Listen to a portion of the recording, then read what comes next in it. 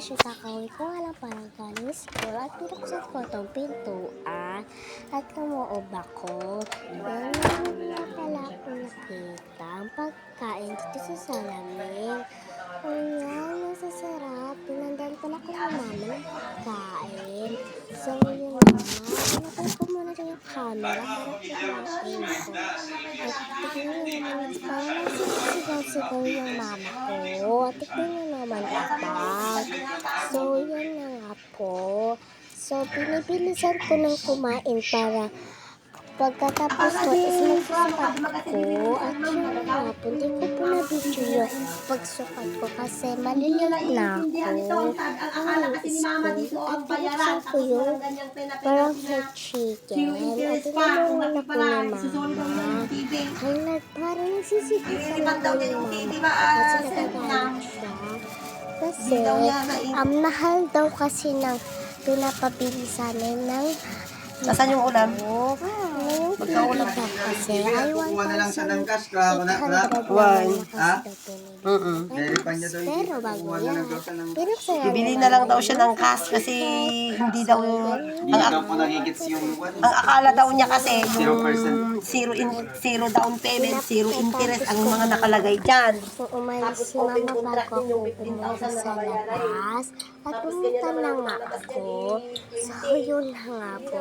Sana hindi magalit yung mama ko at pinalabas na ako dun sa may harap ng bahay para ko dun na lang ako kumain sa lamesa. At bumaba muna ako ng one floor tapos pumunta Badin tumakotang ni mama ni papa installmento na. at yun na, saktong-sakto na nandito na ako. So, medyo naglalag yung cellphone ko. At yun na nga, pumunta na ako sa may table ko at upuan. Magsisimula kumain. At ready na ako kumain. Let's go! Wow! Nagpupray muna ako. Okay? Hintayin ko na lang.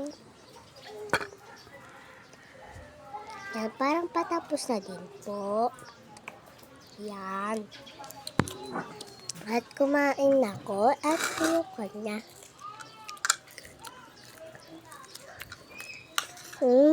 Sarap. Sarap lang talaga. So, mamaya magpapaalam na rin ako. And, bibili ako mamaya ng 3. Sana ma-subscribe nyo at inundilatin ko yung aso namin.